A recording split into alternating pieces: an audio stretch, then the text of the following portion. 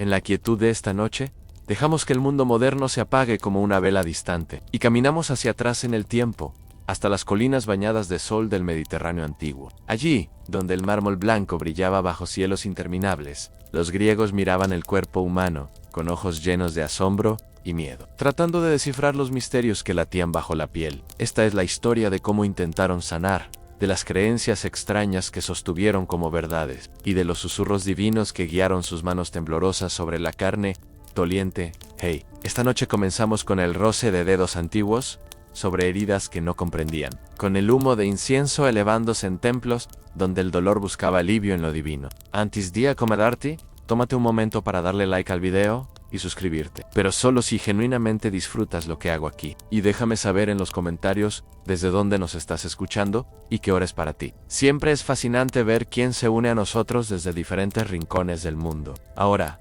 baja las luces, tal vez enciende un ventilador para ese suave zumbido de fondo. Y dejemos que esta travesía nocturna comience juntos. Hace más de 2500 años, cuando Atenas apenas era una promesa de grandeza, y las ciudades-estado griegas parpadeaban como estrellas dispersas por la costa del Egeo. La enfermedad era un visitante familiar pero incomprensible. Llegaba con la fiebre que quemaba las frentes de los niños, con la tos que sacudía los cuerpos de los ancianos, con las heridas que se pudrían bajo vendajes de lino empapado en vino, y cuando llegaba, la gente no buscaba respuestas en lo que hoy llamaríamos ciencia, sino en los susurros de los dioses, en los sueños que visitaban el sueño profundo, en los signos que leían en las entrañas de animales sacrificados bajo el sol de la mañana en aquellos días. La medicina y la religión eran una sola cosa, entrelazadas como las raíces de un olivo viejo. Asclepio, el dios de la sanación, era hijo de Apolo, y su imagen se alzaba en templos donde los enfermos llegaban arrastrando esperanzas y ofrendas. Estos templos, llamados asclepiones, no eran como los hospitales de nuestro tiempo, llenos de luz fría y máquinas que zumban. Eran lugares de sombra fresca, de columnas que sostenían el cielo, de fuentes donde el agua murmuraba promesas de purificación. Los enfermos dormían en salas especiales, esperando que el dios mismo visitara sus sueños y les revelara la cura, o simplemente tocara sus cuerpos con manos invisibles, que dejaban alivio en su despertar. Imagina a una mujer, tal vez llamada Chloe, que llega cojeando a uno de estos templos en la isla de Kos, apoyándose en un bastón de madera desgastado. Su rodilla está hinchada, caliente al tacto, y cada paso es una punzada que le roba el aliento. Los sacerdotes la reciben con cantos suaves, la guían hacia las aguas rituales donde debe lavarse, dejando que la enfermedad sea arrastrada simbólicamente por el agua que fluye hacia el mar. Luego le dan a beber una mezcla amarga, hierbas que adormecen los sentidos, y la llevan a la sala de incubación. Un cuarto oscuro donde otros enfermos ya descansan en catres de piedra, cubiertos con pieles de oveja, mientras Chloe se hunde en un sueño nebuloso. Los sacerdotes encienden incienso, las serpientes sagradas de Asclepio se deslizan entre las sombras del templo, sus escamas susurrando contra el suelo de mármol. En el mundo antiguo, las serpientes eran símbolos de renovación, de vida que muda su piel y renace. Y en estos templos, se creía que si una serpiente tocaba a un enfermo dormido, el dios mismo había bendecido ese contacto, y la sanación comenzaría. Chloe sueña con un hombre de barba plateada, vestido con túnicas que brillan como si estuvieran tejidas con luz de luna. Él toca su rodilla con dedos fríos, y en el sueño no hay dolor, solo una sensación de alivio que se extiende como agua fresca al amanecer.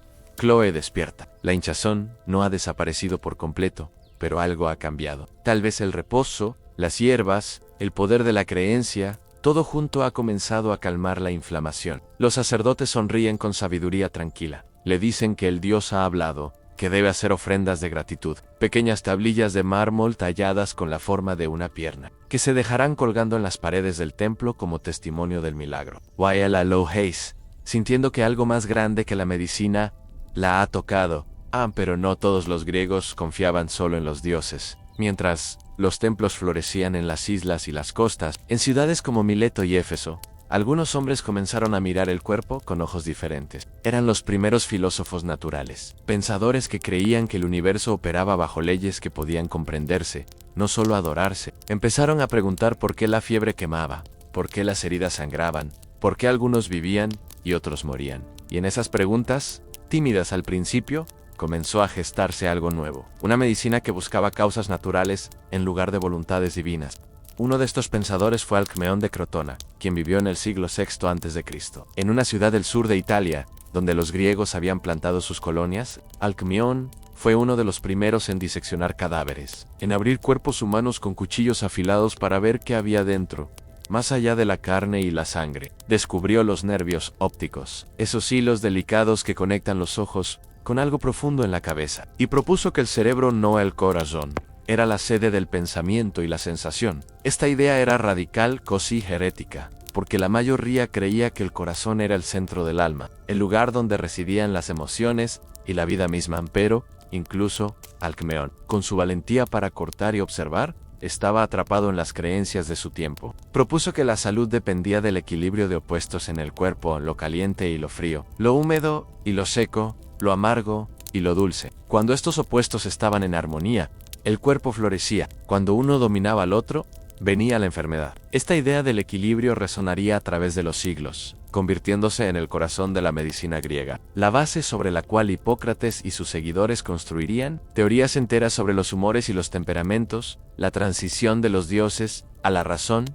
no fue abrupta ni completa. Los griegos no abandonaron sus templos ni dejaron de soñar con Asclepio. En cambio, aprendieron a sostener ambas cosas en sus manos, la fe y la observación, lo sagrado y lo natural. Visitaban a los médicos que recetaban dietas y ejercicios, y luego caminaban hasta el templo para agradecer a los dioses por la mejoría. Creían que las hierbas funcionaban porque los dioses habían colocado sus propiedades en las plantas, que la fiebre bajaba porque tanto el remedio del médico como la bendición del sacerdote habían trabajado juntos, y así, mientras el sol se ponía sobre el Egeo, tiñendo el mar de violeta y oro. Los griegos de la antigüedad vivían en un mundo donde la sanación era un misterio compartido entre el cielo y la tierra. Aún no sabían de bacterias ni de virus, no podían ver las células que componían su carne, ni entender por qué el corazón latía, pero observaban, preguntaban, tocaban las heridas con manos sucias de tierra y esperanza, y en ese esfuerzo plantaron las primeras semillas de lo que un día se convertiría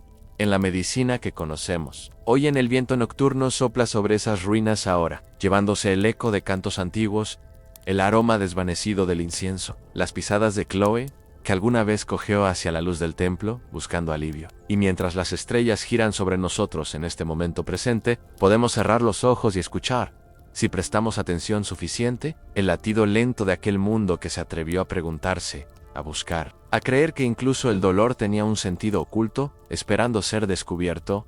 Y, mientras las antorchas se apagaban en los templos silenciosos de aquella época, el viento transportaba susurros de un conocimiento que aún no había nacido, pero que ya comenzaba a agitarse en la mente de los hombres que se atrevían a mirar más allá. De los dioses, a la noche, se profundiza, y con ella, nuestra travesía por los caminos olvidados de la medicina antigua. Hemos visto cómo los griegos buscaban sanación en los templos, cómo las serpientes sagradas se deslizaban entre los enfermos dormidos, y cómo algunos pensadores valientes comenzaron a preguntarse si el cuerpo seguía leyes que podían comprenderse. Ahora, avanzamos hacia una época donde esas preguntas se convirtieron en teorías, donde la observación del mundo natural se transformó en un sistema completo de creencias médicas que gobernaría el pensamiento occidental. Durante más de 2000 años estamos en el siglo V a.C., y el sol Mediterráneo baña la isla de Kos, una pequeña joya verde que flota en el Egeo como una hoja caída sobre agua tranquila. Aquí, entre olivos retorcidos por el viento salado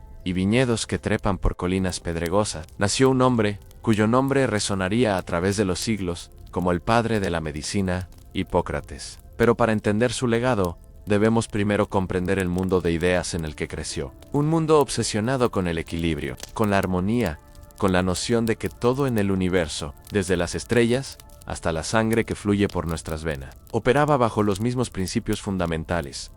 A los filósofos presocráticos habían plantado las semillas de esta visión. Empédocles, que vivió en Sicilia, rodeado del humo de volcanes que gruñían bajo la tierra, propuso que todo lo que existe está compuesto por 4 elementos básicos: tierra, agua, aire y fuego. Estos elementos no estaban quietos ni inertes, sino en constante movimiento, mezclándose y separándose bajo la influencia de 2 fuerzas cósmicas que él llamó amor y discordia. Cuando el amor dominaba, los elementos se unían en armonía, creando vida y belleza. Cuando la discordia prevalecía, todo se fragmentaba en caos y muerte. Esta idea de 4 elementos fundamentales capturó la imaginación de los médicos griegos. Si el universo entero estaba hecho de tierra, agua, aire y fuego, entonces el cuerpo humano, ese pequeño cosmos contenido en carne, debía estar compuesto por versiones líquidas de esos mismos elementos. Así nació la teoría de los humores, una de las creencias médicas más persistentes y extrañas de la antigüedad, que sin embargo contenía destellos de verdad observacional envueltos en capas de misticismo filosófico. Los médicos hipocráticos, aquellos que seguían las enseñanzas atribuidas a Hipócrates y su escuela, propusieron que el cuerpo humano contenía 4 fluidos fundamentales, 4 humores que correspondían a los 4 elementos. Estaba la sangre, caliente y húmeda como el aire, que fluía desde el corazón llevando vida y vigor. Estaba la flema, fría y húmeda como el agua, que se manifestaba en las mucosidades que llenaban la garganta y los pulmones cuando llegaba el invierno. Estaba la bilis amarilla, caliente y seca como el fuego, un líquido amargo, producido por el hígado que daba energía y pasión. Y estaba la bilis negra, fría y seca como la tierra. Un humor misterioso que los griegos asociaban con el vaso y con los estados de melancolía profunda. Imagina a un médico hipocrático, tal vez llamado Diocles, sentado en el patio sombreado de una casa en Atenas, observando a un paciente que se queja de fiebre persistente y sed insaciable. Diocles no tiene termómetros ni análisis de sangre. No puede ver los patógenos que invaden el cuerpo de su paciente, pero tiene sus sentidos entrenados, sus años de observación cuidadosa. Toca la piel del hombre y la encuentra ardiente, nota que su orina es oscura y escasa, que su lengua está seca, como cuero viejo dejado al sol. En su mente, formada por la teoría de los humores, esto significa que hay un exceso de bilis amarilla, ese humor caliente y seco que está quemando al paciente desde dentro, evaporando sus fluidos vitales. El tratamiento que Diocles prescribe fluye naturalmente de este diagnóstico. Si hay demasiado calor y sequedad, entonces debe introducirse frío y humedad para restaurar el equilibrio. Le ordena al paciente que beba grandes cantidades de agua de cebada, enfriada, que coma pepinos y lechugas que crecen en la sombra, que evite el vino y las carnes que calientan la sangre. Le sangra suavemente, haciendo un pequeño corte en la vena del brazo, dejando que fluya un poco de ese líquido rojizo, creyendo que así liberará el exceso de calor atrapado. Y lo más importante, le prescribe reposo completo en una habitación fresca y oscura, lejos del sol que solo alimentaría el fuego interno. Esta forma de medicina puede parecernos extraña, ahora casi pintoresca en su simplicidad, pero contenía algo profundamente sabio en la idea de que el cuerpo es un sistema integrado, donde todo está conectado, donde un desequilibrio en una parte afecta al todo. Los médicos hipocráticos no veían síntomas aislados sino patrones, configuraciones de signos que revelaban el estado interno del paciente. Observaban el color de la piel, la textura de la lengua, el olor del aliento, la consistencia de las excreciones. Todo era significativo, todo contaba una historia sobre el equilibrio o desequilibrio de los humores. Aún, los hipocráticos creían firmemente que la enfermedad no era un castigo divino ni una invasión de espíritus malignos, sino el resultado de causas naturales que podían identificarse y tratarse. En el famoso texto hipocrático sobre la enfermedad sagrada, que trata sobre la epilepsia, el autor escribe con una claridad revolucionaria que esta condición, a la que muchos llamaban sagrada, porque parecía sobrenatural en su violencia, no tiene nada más divino que cualquier otra enfermedad. Es simplemente, argumenta, el resultado de un exceso de flema que bloquea los conductos del cerebro, interrumpiendo el flujo normal de aire y causando las convulsiones. Esta visión naturalista era liberadora, pero también contenía sus propias limitaciones y creencias extrañas. Los médicos hipocráticos desarrollaron toda una cosmología humoral que conectaba los humores con las estaciones, los climas, los temperamentos y las etapas de la vida. Creían que la sangre predominaba en la primavera, cuando todo florece y los cuerpos se llenan de energía renovada. La bilis amarilla reinaba en el verano, con su calor sofocante que podía llevar a fiebres y delirios. La bilis negra ascendía en el otoño, trayendo melancolía mientras las hojas caían y la luz disminuía. Y la flema dominaba el invierno, llenando los pulmones con catarros y haciendo que los cuerpos se volvieran lentos y pesados. Esta teoría se extendió también a la personalidad humana, creando los famosos 4 temperamentos que influirían en la psicología occidental hasta la época moderna. Una persona con predominio de sangre era sanguínea, alegre, sociable, optimista, pero quizás inconstante y demasiado indulgente en los placeres. Alguien con exceso de bilis amarilla era colérico valiente, ambicioso, apasionado, pero también irascible y propenso a la ira. El dominado por la bilis negra era melancólico, reflexivo, artístico, profundo, pero inclinado a la tristeza y la introspección obsesiva. Y quien tenía demasiada flema, era flemático, calmado, estable, paciente. Pero también lento y a veces apático. Es esta forma de ver la personalidad humana como resultado de fluidos corporales. Nos parece ahora casi cómica en su reduccionismo. Pero imagina vivir en un mundo donde esto era conocimiento médico aceptado, donde tu médico te miraba con ojos entrenados y te decía que tu tristeza crónica no era debilidad moral, sino un exceso de bilis negra, que podía tratarse con dieta, ejercicio y quizás una purga suave para eliminar el humor oscuro. Había en esto una cierta compasión, una forma de medicalizar el sufrimiento emocional que podría haber sido, de otro modo, castigado como pecado o locura. Los tratamientos que fluían de esta teoría eran diversos y a menudo elaborados. La dietética se convirtió en un arte sofisticado. Los médicos hipocráticos creían que cada alimento tenía sus propias cualidades humorales. El trigo era moderadamente caliente y húmedo, perfecto para nutrir sin desequilibrar. La carne de cerdo era fría y húmeda, adecuada para personas calientes y secas. El ajo era extremadamente caliente y seco, útil para combatir excesos de frío y humedad, pero peligroso para temperamentos coléricos. Los médicos componían dietas individualizadas, como si fueran recetas alquímicas, ajustando cada comida al temperamento y condición del paciente.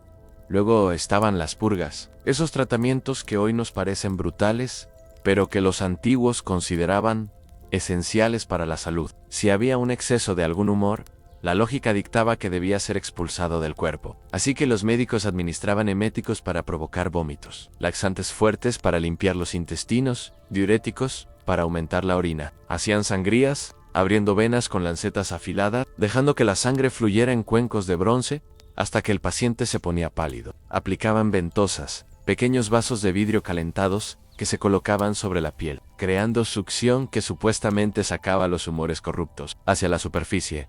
Todo esto ocurría en un mundo sin anestesia, sin antisépticos, sin comprensión de infección. Los pacientes soportaban estos tratamientos con una mezcla de esperanza y resignación, creyendo que el sufrimiento temporal era necesario para restaurar el equilibrio. Y a veces, contra toda probabilidad, mejoraban. Tal vez porque el cuerpo humano es extraordinariamente resiliente, capaz de curarse a sí mismo si se le da tiempo y cuidado básico. Tal vez porque algunos de los remedios herbales que los griegos usaban contenían compuestos activos genuinos, o tal vez simplemente porque el acto de ser atendido, de tener a alguien que escucha tus síntomas y ofrece explicaciones y tratamiento, tiene su propio poder sanador, mientras la luna se eleva sobre el Egeo, iluminando con plata las olas que rompen contra las costas de Kos. Podemos ver a Hipócrates mismo, ahora un hombre viejo, caminando por los olivares cerca de su casa. Lleva décadas practicando esta medicina del equilibrio. Ha visto innumerables pacientes. Ha registrado meticulosamente sus observaciones en rollos de papiro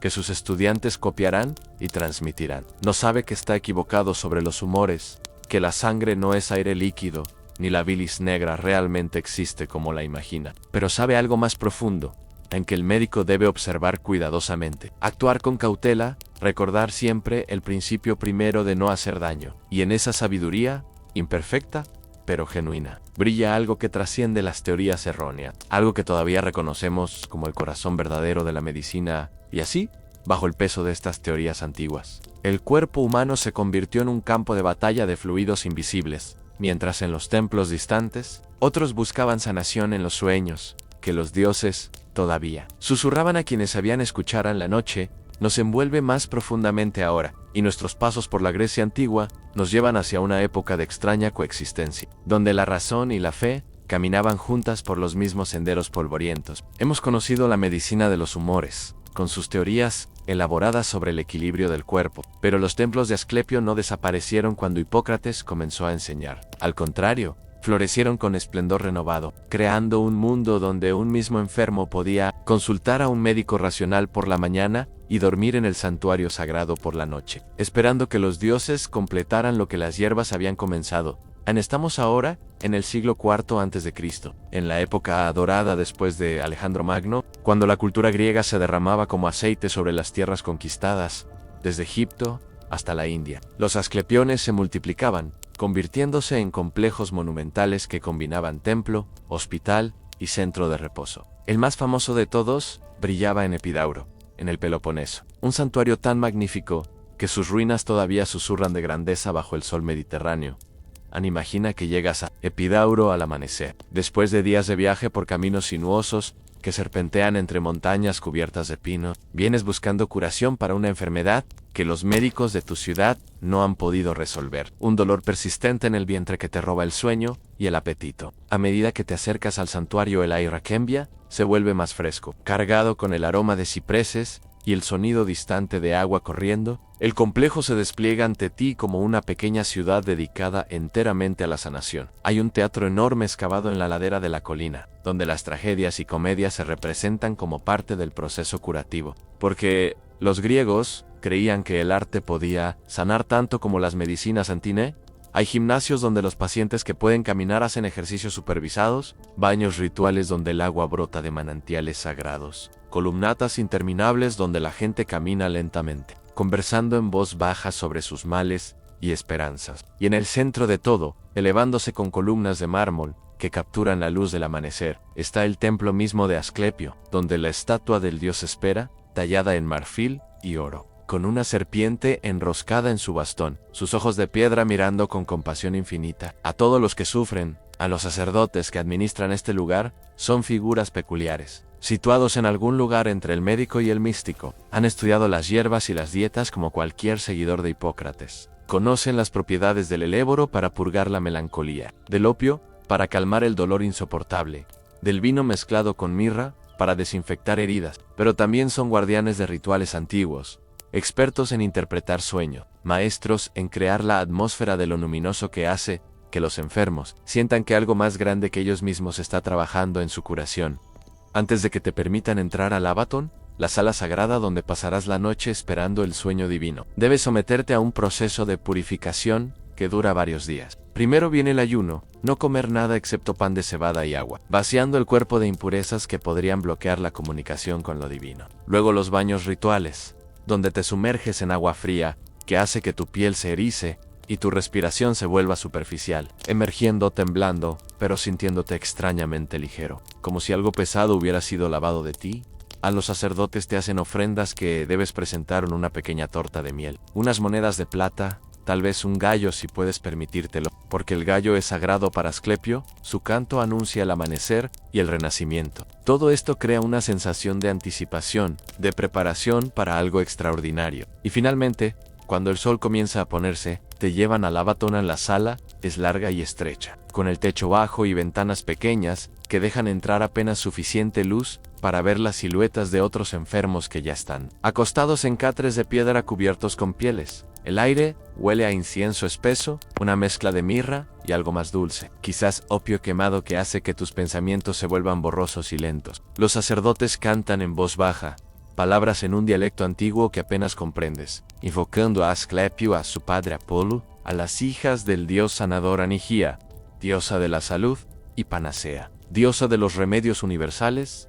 Anteacuestas en la piedra fría, envuelto en una manta de lana que raspa tu piel. La oscuridad se profundiza. Escuchas el siseo suave de las serpientes sagradas que los sacerdotes mantienen en el templo, deslizándose entre las sombras. En tu mente nebulosa por el ayuno y el incienso, estos sonidos se vuelven amplificados, inquietantes. Tu corazón late más fuerte. Y luego, gradualmente, te hundes en el sueño. Y en ese sueño, sucede algo. Tal vez es el resultado de la sugestión, de días de preparación ritual que han abierto tu mente a experiencias fuera de lo ordinario. Tal vez son las drogas en el incienso, alterando sutilmente tu química cerebral. O tal vez, como los antiguos creían fervientemente, hay algo en estos lugares sagrados, algo en la devoción colectiva de miles de peregrinos a lo largo de los siglos, que abre puertas a dimensiones de experiencia que normalmente permanecen cerradas a ensueñas, con un hombre alto vestido de blanco, su rostro envuelto en luz dorada que hace imposible distinguir sus rasgos. Se acerca a tu catre y sientes, más que ves, la presencia de una serpiente enroscándose sobre tu vientre, exactamente donde está el dolor. Pero en el sueño no hay miedo, solo una sensación de frío intenso, seguida de calor, como si algo estuviera siendo extraído de ti y reemplazado con algo nuevo. El hombre habla, pero sus palabras no son sonidos sino sensaciones, imágenes que se forman directamente en tu mente. Debes beber agua de manantial al amanecer, evitar el vino durante una luna llena, hacer una ofrenda de gratitud, despiertas con las primeras luces del alba, el gris pálido que precede al amanecer. Tu vientre ya no duele con la intensidad de antes. Hay todavía molestia, pero algo ha cambiado fundamentalmente. Los sacerdotes te encuentran despierto, sonriendo con esa sabiduría tranquila que sugiere que ya sabían lo que ibas a reportar. Te piden que cuentes tu sueño en detalle, y lo registran cuidadosamente en tablillas de cera. Estos registros se acumulan a lo largo de los años, miles de sueños sanadores documentados, testimonios de milagros que serán copiados en piedra y colgados en las paredes del templo para que futuros peregrinos los lean y sientan esperanza, pero no todos los sueños traen curación. Algunos enfermos pasan noches en el Abaton sin experimentar nada excepto frío y frustración. Sus dolores permanecen, sus fiebres no ceden, y aquí es donde la verdadera extrañeza de la medicina del templo se revela. Los sacerdotes tienen explicaciones para estos fracasos que protegen la reputación del dios, mientras dejan espacio para la medicina práctica. Si el sueño no vino,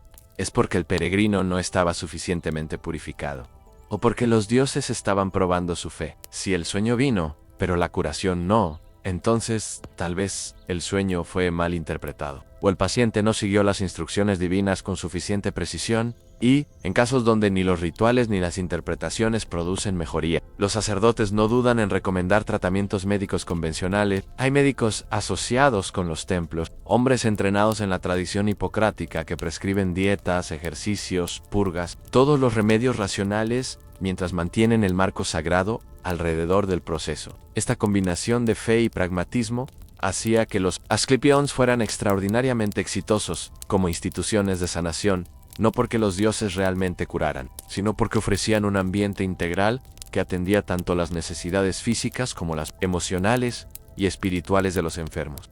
Los testimonios grabados en piedra, que todavía podemos leer hoy en las ruinas de Epedoro, son fascinantes en su mezcla de lo milagroso y lo mundano. Una mujer ciega recupera la vista después de soñar que Asclepio le unta ungüento en los ojos. Un hombre con una lanza incrustada en su mandíbula durante 6 años sueña que el dios se la extrae y despierta sangrando, pero finalmente libre del metal que había estado fusionado con su hueso. Un niño con gusanos en el estómago sueña que los hijos de Asclepio lo abren y extraen las criaturas, cosiendo luego la herida con hilo dorado. Algunos de estos relatos suenan claramente simbólicos, representaciones oníricas de procesos curativos internos. Otros sugieren que quizás cirugías reales se realizaban mientras los pacientes estaban en estados alterados de conciencia, inducidos por drogas. Y la memoria de estas operaciones se mezclaba con imágenes divinas en sus sueños. Y algunos, honestamente, suenan a exageraciones piadosas, historias embellecidas por escribas devotos, ansiosos por aumentar la reputación del santuario. Pero más allá de la veracidad literal de estos testimonios, revelan algo profundo sobre cómo los antiguos griegos entendían la sanación. Para ellos, el cuerpo y el alma no eran entidades separadas, sino aspectos de un todo integrado. Una enfermedad física era también una aflicción espiritual, y viceversa. Por lo tanto, la curación verdadera requería atender ambas dimensiones simultáneamente. Los médicos racionales podían ajustar los humores, prescribir dietas correctas, sangrar las venas congestionadas, pero solo los dioses podían tocar esa parte más profunda del ser humano donde reside la voluntad de vivir, la capacidad de esperanza, la fuerza misteriosa que hace que algunos pacientes sobrevivan contra toda probabilidad, mientras otros se rinden y mueren de males relativamente menores. A medida que la noche griega envolvía a Epedoro, cuando los últimos peregrinos del día se retiraban a sus alojamientos y las antorchas se encendían a lo largo de las columnatas, el santuario se transformaba. Las sombras largas de las columnas se extendían sobre el mármol pulido como dedos oscuros. El teatro vacío esperaba en silencio. Sus gradas concéntricas diseñadas con tal perfección acústica que un suspiro en el escenario podía oírse en la fila más alta. Las estatuas de los dioses brillaban tenuemente bajo la luz de las estrellas, sus expresiones de piedra pareciendo cambiar según la danza de las llamas en el Abaton. Los enfermos dormían sus sueños extraños, algunos curándose, otros no, todos participando en un ritual antiguo que reconocía algo que la medicina moderna a veces olvida, que la sanación es tanto arte como ciencia, tanto misterio como método, tanto esperanza como técnica. Los griegos, con todas sus creencias extrañas sobre humores y sueños divinos, habían comprendido intuitivamente que un enfermo necesita más que diagnóstico correcto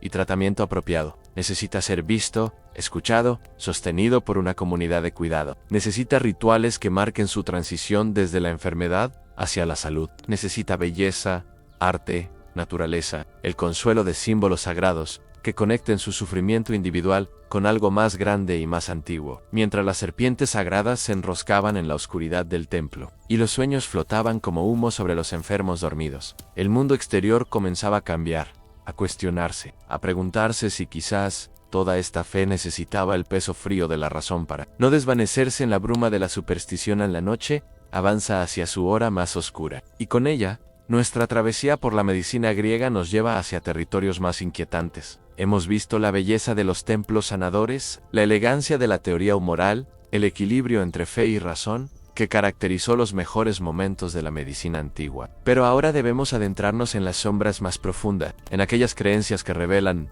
no solo la ignorancia inevitable de una época, sino también los prejuicios y miedos que distorsionaron la comprensión del cuerpo humano, especialmente el cuerpo femenino, convirtiéndolo en territorio de especulaciones extrañas que perdurarían durante milenios.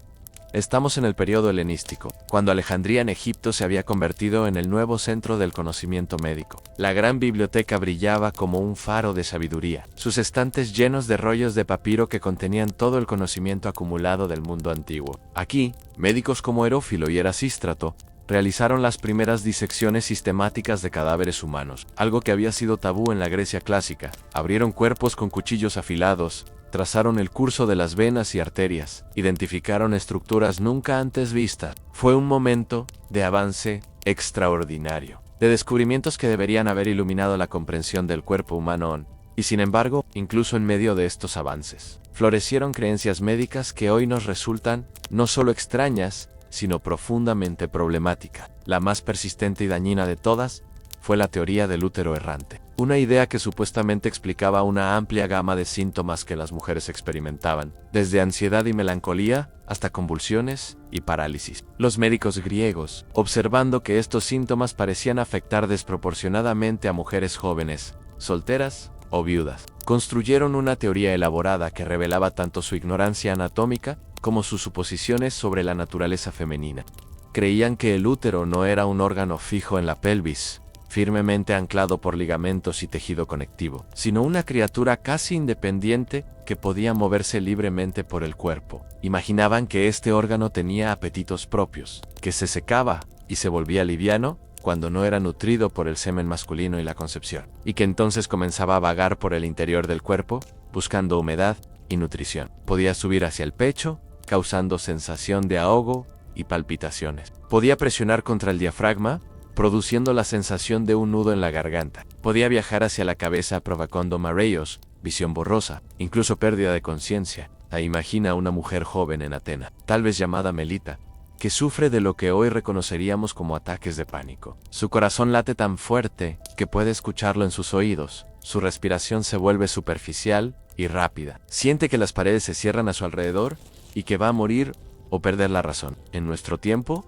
esto se entendería como un trastorno de ansiedad, tratable con terapia y, si es necesario, medicación. Pero en la Grecia antigua, cuando Melita acude temblorosa al médico, la explicación que recibe es muy diferente en el médico. Un hombre respetado, entrenado en la tradición hipocrática, examina a Melita con manos frías y profesionales. Nota que es soltera, que tiene 23 años y aún no ha conocido hombre. Esto, para él, explica todo. Su útero, privado de su función natural, se ha vuelto inquieto y errante. El tratamiento que prescribe fluye naturalmente de este diagnóstico. Melita debe casarse lo antes posible y quedar embarazada, porque sólo así el útero será anclado en su lugar apropiado, nutrido por el embarazo, satisfecho en su propósito natural. Pero si el matrimonio no es posible inmediatamente, hay otros tratamientos. Algunos médicos recomendaban colocar sustancias de olor fétido cerca de la nariz de la mujer, mientras se colocaban perfumes dulces cerca de su vulva, con la teoría de que el útero, repelido por el mal olor arriba y atraído por la fragancia abajo, sería persuadido de regresar a su posición correcta. Otros prescribían fumigaciones vaginales con hierbas aromáticas o masajes abdominales vigorosos destinados a empujar el órgano rebelde de vuelta a su lugar. Algunos incluso sugerían que la mujer debía ser asustada súbitamente, porque el shock podría hacer que el útero saltara de vuelta a su posición original.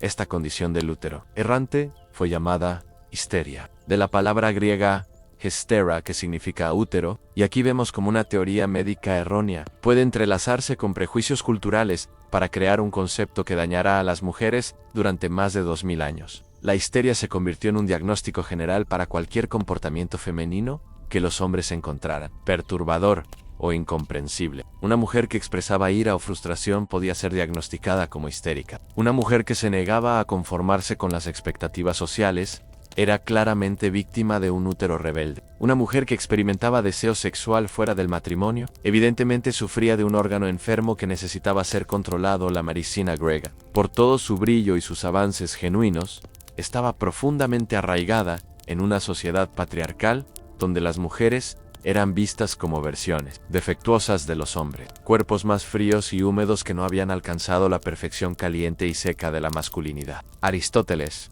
uno de los pensadores más influyentes de todos los tiempos, escribió que las mujeres eran esencialmente hombres mutilados, que el calor vital insuficiente durante la concepción había resultado en la formación de genitales internos en lugar de externos, de debilidad en lugar de fuerza, de pasividad en lugar de acción.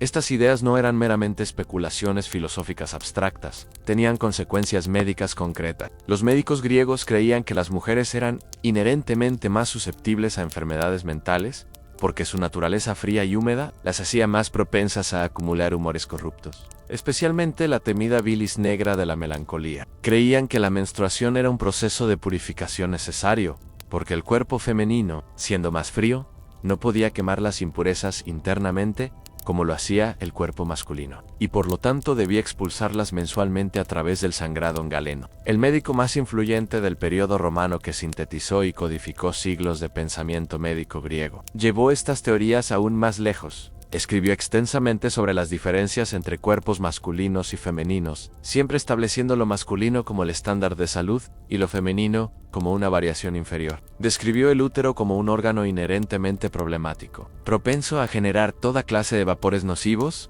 que podían subir al cerebro y causar no solo enfermedades físicas, sino también perturbaciones morales y mentales. Pero la extrañeza de la medicina griega no se limitaba a sus teorías sobre las mujeres. Había otras creencias igualmente peculiares que revelan cuán diferente era su comprensión del cuerpo humano. Los médicos griegos creían, por ejemplo, que el semen masculino se producía no solo en los testículos, sino en todo el cuerpo, que era una destilación de la sangre más pura que descendía desde el cerebro a través de la médula espinal. Esta teoría explicaba, a su juicio, por qué la actividad sexual excesiva debilitaba a los hombres. Estaban literalmente drenando la esencia vital de sus cuerpos y cerebros.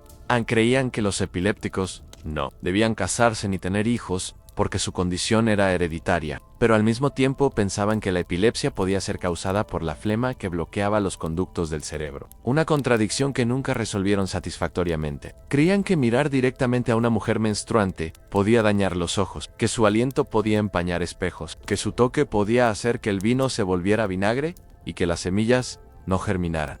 Creían que los sueños podían diagnosticar enfermedades antes de que los síntomas físicos aparecieran. Soñar con inundaciones significaba un exceso de flema. Soñar con fuego indicaba demasiada bilis amarilla. Soñar con terremotos revelaba perturbaciones en el equilibrio fundamental del cuerpo. Algunos médicos desarrollaron elaborados sistemas de interpretación de sueños que rivalizaban con los de los sacerdotes de los templos, afirmando que el alma, liberada durante el sueño de las distracciones del cuerpo despierto, podía percibir los desequilibrios internos y comunicarlos a través de símbolos oníricos. Había también creencias extrañas sobre la reproducción, que revelan cuán poco entendían realmente el proceso de la concepción. Algunos médicos pensaban que tanto el hombre como la mujer producían semen, y que el sexo del niño dependía de que semen era más fuerte durante la concepción. Otros creían que los niños se formaban del semen del lado derecho del cuerpo del padre, mientras que las niñas venían del lado izquierdo. Había recomendaciones elaboradas sobre la mejor posición para la concepción,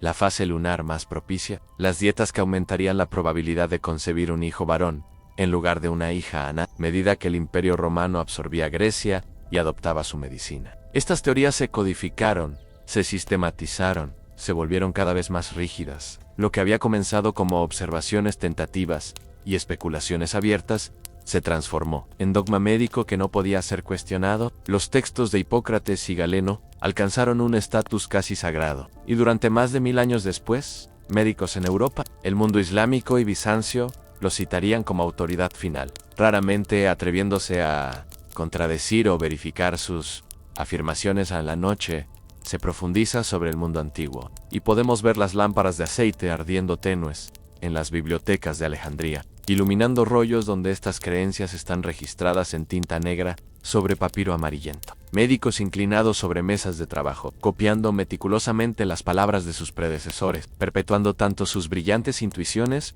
como sus errores fundamentales. No sabían que estaban equivocados. Creían sinceramente que estaban preservando y transmitiendo el conocimiento verdadero sobre el cuerpo humano, sin saber que algunas de estas creencias causarían sufrimiento incalculable a incontables mujeres en los siglos venideros. Y sin embargo, incluso en medio de estas creencias extrañas, y a veces dañinas, había destellos de algo valioso. Los médicos griegos insistían en observar cuidadosamente a sus pacientes, en registrar síntomas meticulosamente, en buscar patrones y regularidades. Desarrollaron una ética médica que enfatizaba la compasión, la honasteidad, el deber del médico de no hacer daño, incluso cuando no pudiera curar. El juramento hipocrático, con su promesa de usar el conocimiento médico solo para el beneficio de los enfermos y nunca para hacer daño, permanece como testimonio de los ideales más nobles de esta tradición médica antigua. Y, mientras las teorías erróneas se endurecían como bronce bajo el martillo del tiempo, y las creencias extrañas se grababan en piedra como si fueran verdades eternas, el mundo antiguo comenzaba su lento descenso hacia el silencio, llevándose consigo tanto su sabiduría como su ignorancia hacia los siglos oscuros, que se aproximaban como una marea inevitable en la noche. Alcanza su momento más quieto. Es ahora antes del amanecer donde el mundo parece suspendido entre la oscuridad y la luz, entre el ayer y el mañana. Hemos caminado largo por los senderos de la medicina griega antigua, hemos visto sus templos brillantes y sus teorías elegantes. Hemos conocido sus creencias extrañas y sus prejuicios profundos. Ahora, en esta última parte de nuestro viaje, nos detenemos a contemplar qué quedó de todo aquello, qué brasas siguieron ardiendo en la ceniza de los siglos, y qué lecciones podemos extraer de este encuentro con una forma de medicina tan distante, y sin embargo tan extrañamente familiar. El mundo grecorromano no terminó de repente, fue más bien un desvanecimiento gradual, como la luz que se filtra lentamente de un cielo al atardecer. El Imperio Romano de Occidente colapsó bajo el peso de invasiones, conflictos internos y transformaciones económicas que ningún emperador pudo detener. Las grandes ciudades se contrajeron, las bibliotecas ardieron o fueron abandonadas, y el conocimiento médico que había sido tan celosamente preservado comenzó a dispersarse, como hojas llevadas por el viento de otoño. Pero no todo se perdió. En Bizancio, el Imperio Romano de Oriente continuó durante 1000 años más después de la caída de Roma, y con él sobrevivió la medicina griega. Los médicos bizantinos copiaron meticulosamente los textos antiguos, preservando las obras de Hipócrates, Galeno, Dioscórides y otros en manuscritos iluminados, donde las letras doradas brillaban contra fondos de azul profundo. Estos textos dormían en monasterios y palacios, esperando el momento en que volverían a ser necesarios, cuando Europa despertara de su largo sueño medieval y redescubriera la sabiduría antigua. Y en el mundo islámico, que floreció mientras Europa atravesaba sus siglos más oscuros, la medicina griega encontró nueva vida. Los médicos árabes y persas tradujeron ávidamente los textos griegos al árabe, estudiándolos con reverencia pero también con ojo crítico. Figuras como Avicenna y Rhazes no solo preservaron el conocimiento griego, sino que lo expandieron, añadiendo sus propias observaciones, desarrollando nuevos tratamientos, cuestionando algunas de las viejas teorías incluso mientras mantenían otras. Crearon hospitales sofisticados donde la medicina se practicaba con un nivel de organización y profesionalismo que Europa no vería durante siglos. Imagina la biblioteca de la Casa de la Sabiduría en Bagdad, en el siglo IX de nuestra era, más de 1000 años después de Hipócrates. Las estanterías se extienden hacia techos abovedados, decorados con intrincados patrones geométricos, en mesas largas de madera pulida. Traductores inclinados sobre manuscritos griegos envejecidos trabajan cuidadosamente para trasladar cada palabra al árabe, discutiendo en voz baja sobre los términos técnicos más difíciles, tratando de capturar no solo las palabras sino el significado profundo detrás de ellas. Aquí, las teorías de los humores encuentran nueva expresión, mezclándose con tradiciones médicas persas e indias para crear una síntesis que sería más rica y compleja que cualquiera de sus fuentes individuales, en los médicos islámicos mantuvieron la teoría humoral pero la refinaron, añadiendo más matices sobre cómo diferentes climas y temperamentos requerían ajustes en el tratamiento. Desarrollaron la farmacología hasta convertirla en una ciencia sofisticada, catalogando cientos de drogas con sus efectos específicos. Y crucialmente, algunos de ellos comenzaron a cuestionar partes de la herencia griega, que simplemente no coincidían con sus propias observaciones. Races, por ejemplo, desafió algunas de las ideas de Galeno sobre la fiebre, basándose en sus años de experiencia clínica, cuidadosa, pero incluso estos brillantes médicos islámicos preservaron muchas de las creencias más extrañas de los griegos. La teoría del útero errante persistió, transformándose pero nunca desapareciendo completamente. Las ideas sobre los humores permanecieron como el marco fundamental para entender la enfermedad, y cuando estos textos árabes fueron finalmente traducidos de vuelta al latín, durante la Edad Media Europea, las creencias médicas griegas regresaron a Occidente con fuerza renovada, dominando la enseñanza médica en las nuevas universidades de París, Bolonia, Montpellier eran durante siglos. Desde la Edad Media hasta bien entrado el Renacimiento, los médicos europeos practicaron una medicina que habría sido reconocible para Hipócrates. Seguían sangrando a sus pacientes para corregir desequilibrios humorales. Seguían prescribiendo dietas elaboradas basadas en las cualidades calientes, frías, húmedas y secas de los alimentos. Seguían diagnosticando histeria en mujeres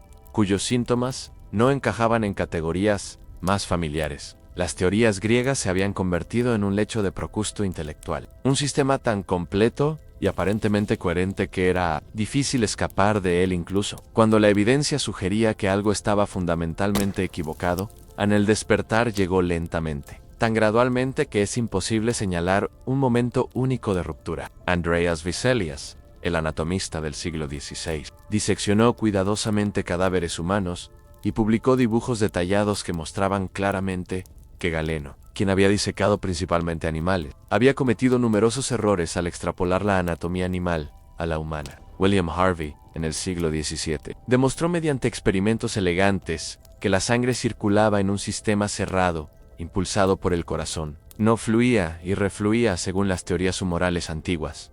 Y sin embargo, la teoría humoral no murió fácilmente, incluso después de que Harvey publicara sus descubrimientos revolucionarios. Muchos médicos siguieron sangrando a sus pacientes durante otros 2 siglos. George Washington, el primer presidente de los Estados Unidos, murió en 1799 después de que sus médicos le extrajeron aproximadamente la mitad de su sangre en un intento de curar lo que probablemente era una infección de garganta. Las ideas sobre la histeria femenina persistieron hasta el siglo XX, transformándose en las teorías psicoanalíticas de Freud antes de finalmente ser desmanteladas por la comprensión moderna de los trastornos de ansiedad, trauma y otras condiciones psicológicas. ¿Qué lecciones podemos extraer de esta larga historia de creencias médicas extrañas? Primero, que el error humano es inevitable cuando tratamos de comprender sistemas tan complejos como el cuerpo humano sin las herramientas apropiadas. Los griegos antiguos no tenían microscopios, no podían ver bacterias ni virus, no entendían la química de las células ni la genética. Hicieron lo mejor que pudieron con los recursos disponibles, observando cuidadosamente y tratando de construir teorías explicativas que dieran sentido a lo que veían ambos. Que nuestras teorías científicas siempre están influenciadas por los prejuicios y suposiciones de nuestra cultura. Los griegos veían el mundo a través del lente de sus propias jerarquías sociales, donde los hombres dominaban a las mujeres, donde la razón se valoraba sobre la emoción, donde el equilibrio y la moderación eran virtudes supremas. Estas creencias culturales se infiltraron en su medicina, haciendo que ciertos tipos de errores fueran casi inevitables. Y nosotros, en nuestro propio tiempo, debemos preguntarnos constantemente qué prejuicios inconscientes están coloreando nuestra propia comprensión de la salud y la enfermedad. Tercero, que la autoridad y la tradición pueden ser enemigas del progreso científico. Una vez que los textos de Hipócrates y Galeno alcanzaron estatus canónico, se volvió intelectualmente peligroso cuestionarlos. Los médicos que desafiaban las enseñanzas antiguas arriesgaban sus reputaciones y carreras.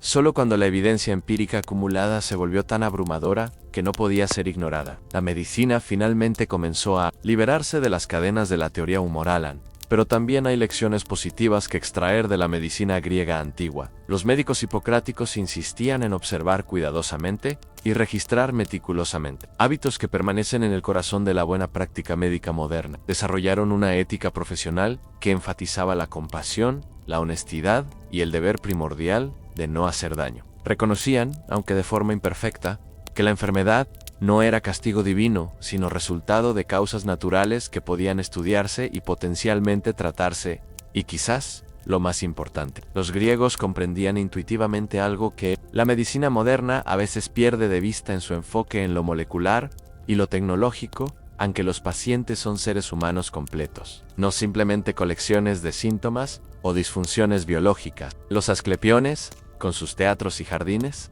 su arte y sus rituales, reconocían que la curación requiere más que intervención farmacológica o quirúrgica. Requiere esperanza, belleza, comunidad, significado, el sentido de ser sostenido por algo más grande que uno mismo. La noche comienza a palidecer ahora. El negro absoluto del cielo se transforma gradualmente en gris oscuro, luego en violeta tenue. Las estrellas, que han sido nuestras compañeras silenciosas en este viaje a través del tiempo, comienzan a desvanecerse una por una. En algún lugar, en las ruinas de Epidoro, el viento de la mañana sopla a través de columnas rotas, llevándose el último eco de cantos antiguos. El teatro vacío espera bajo el cielo que se aclara, sus asientos de piedra conservando aún la forma de miles de cuerpos que alguna vez se sentaron allí buscando catarsis, buscando significado, buscando alguna forma de alivio del peso de ser humano y mortal. Los templos de Asclepio están silenciosos ahora. Sus serpientes sagradas hace mucho que se han ido. Sus sacerdotes convertidos en polvo, que el tiempo ha dispersado sin ceremonia. Los médicos hipocráticos, que alguna vez caminaron por las calles de Atenas y Kos con sus maletines de hierbas y lancetas, también han desaparecido en la oscuridad de los siglos pasados. Sus teorías sobre humores errantes y úteros rebeldes han sido finalmente desacreditadas, archivadas en los libros de historia, como curiosidades de una época más inocente y más ignorante, y sin embargo, algo permanece en cada médico que se sienta con paciencia a escuchar la historia de un paciente, en cada enfermera que sostiene la mano de alguien que sufre, en cada terapeuta que crea un espacio seguro para que las palabras no dichas finalmente emerjan. Hay un eco de aquellos antiguos sanadores griegos que entendían, aunque imperfectamente, que la medicina es tanto arte como ciencia, tanto compasión como técnica, tanto misterio como método. Las brasas de aquella sabiduría antigua siguen ardiendo, débilmente quizás, pero aún calientes bajo la ceniza de los siglos. No en las teorías específicas que han sido superadas, sino en los valores fundamentales que animaban la mejor medicina griega, la observación cuidadosa, la ética compasiva, el reconocimiento de que cada paciente es único, la humildad para admitir cuando no sabemos, el coraje para seguir buscando respuestas incluso cuando el conocimiento parece inalcanzable. Y ahora, mientras la primera luz del amanecer toca el horizonte, nuestra travesía por la medicina de la antigua Grecia llega a su final. Hemos caminado juntos por templos iluminados por antorchas, hemos escuchado teorías sobre humores y elementos, hemos presenciado tanto la brillantez como la ceguera de aquellos antiguos sanadores. Y al regresar a nuestro propio tiempo, llevamos con nosotros no solo el conocimiento de sus errores, sino también el recuerdo de sus aspiraciones, de su esfuerzo incansable por aliviar el sufrimiento humano con las herramientas limitadas que tenían a su disposición. El mundo gira quietamente bajo las estrellas que se desvanecen, llevando sus historias hacia el susurro del olvido y la memoria. Y nosotros, herederos de esa larga tradición de sanación que comenzó bajo el sol del Mediterráneo hace más de 2 milenios. Seguimos buscando, seguimos preguntando, seguimos esperando que algún día comprenderemos finalmente los misterios del cuerpo humano, incluso sabiendo que cada respuesta que encontramos revela nuevas preguntas que nunca habríamos. Y así, mientras las últimas brasas de aquel mundo antiguo se apagaban en la quietud del tiempo, la medicina continuaba su viaje eterno, transformándose, equivocándose, corrigiéndose, avanzando, siempre buscando la luz del conocimiento verdadero en la penumbra infinita del no saber, siempre intentando aliviar, siempre esperando sanar. Mientras el universo gira indiferente y hermoso bajo el manto silencioso de las estrellas, para entender la caída del muro de Berlín, debemos primero retroceder más de 40 años, hasta los escombros humeantes de 1945, en la Segunda Guerra Mundial, acababa de terminar, dejando a Europa devastada, hambrienta, traumatizada. Berlín, la capital del Reich que había prometido durar 1000 años, yacía en ruinas tan completas que parecía imposible que alguna vez volviera a ser una ciudad. Edificios destripados se alzaban como esqueletos contra el cielo gris, sus ventanas vacías mirando hacia calles llenas de ladrillos rotos y recuerdos enterrados. El olor a muerte todavía persistía en ciertos rincones, mezclado con el polvo de yeso pulverizado y madera quemada a los aliados victoriosos. Estados Unidos, Gran Bretaña, Francia y la Unión Soviética se reunieron para decidir qué hacer con la Alemania derrotada, en conferencias celebradas en lugares con nombres que resonarían en la historia. Yalta y Potsdam.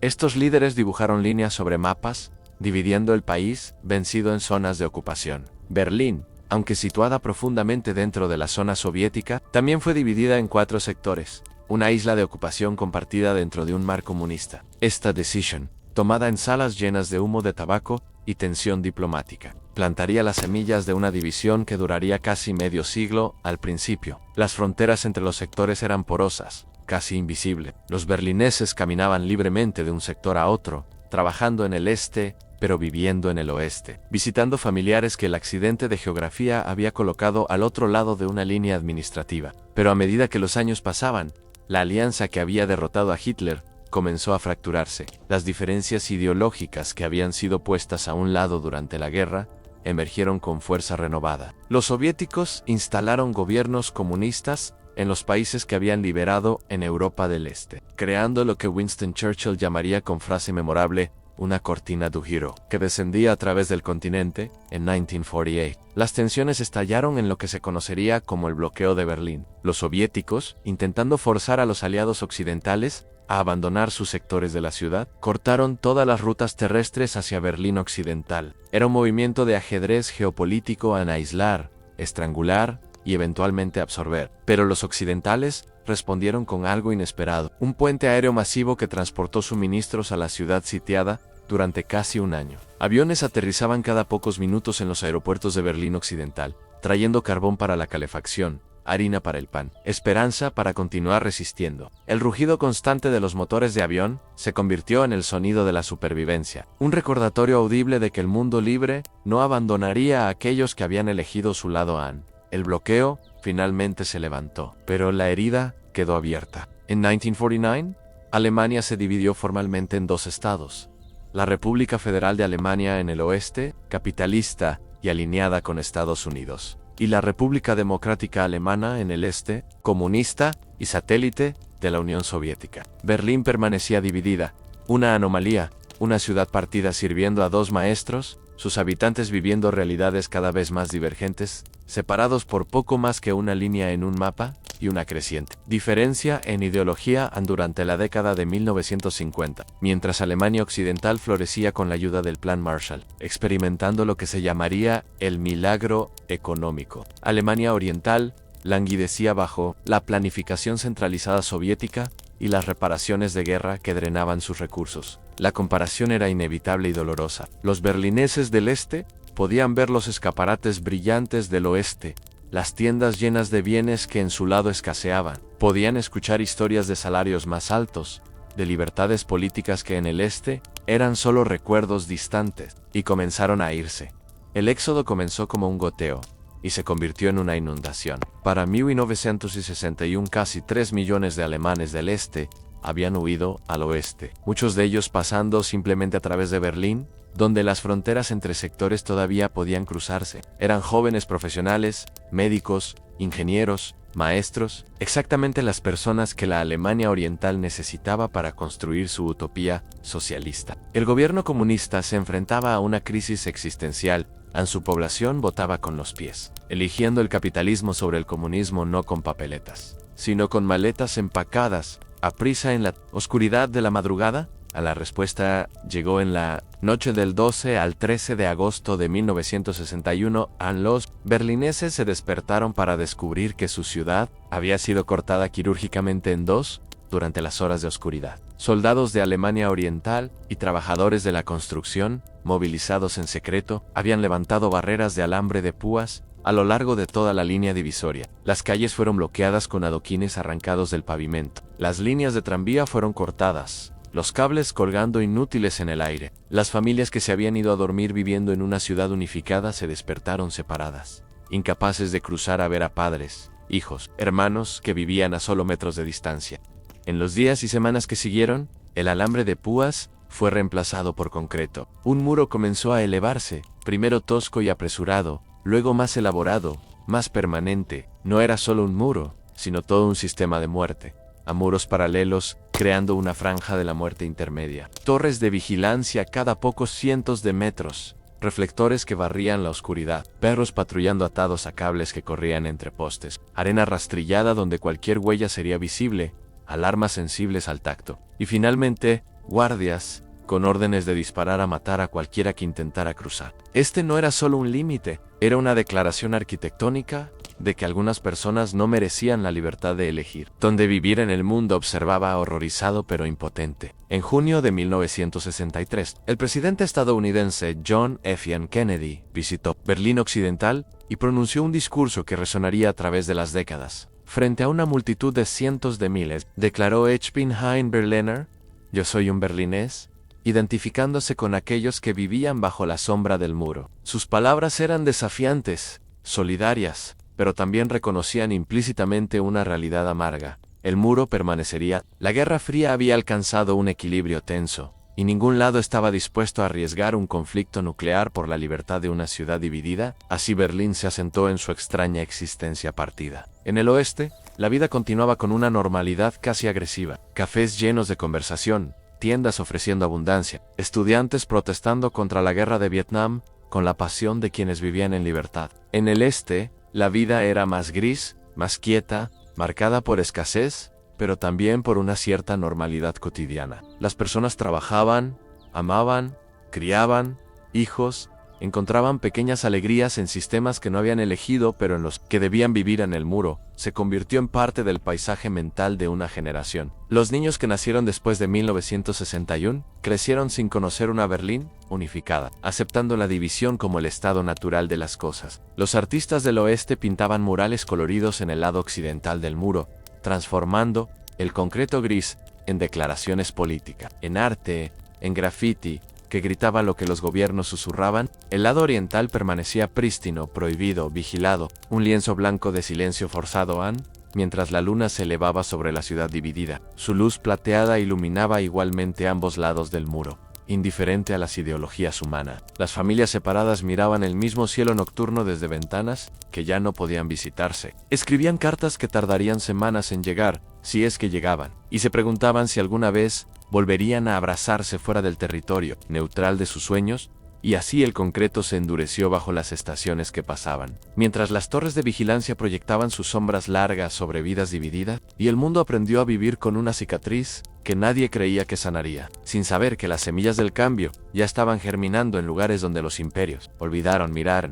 La noche se profundiza, y con ella nuestra travesía por una ciudad que aprendió a vivir partida. Hemos visto cómo el muro surgió en una noche de agosto, cómo el alambre de púas se convirtió en concreto, como una línea en el mapa se transformó en una barrera física que separaba no solo territorios, sino vidas enteras. Ahora nos adentramos en los años que siguieron, en las décadas largas donde la división se normalizó, donde generaciones enteras crecieron conociendo el muro, no como una anomalía, sino como la única realidad que habían conocido.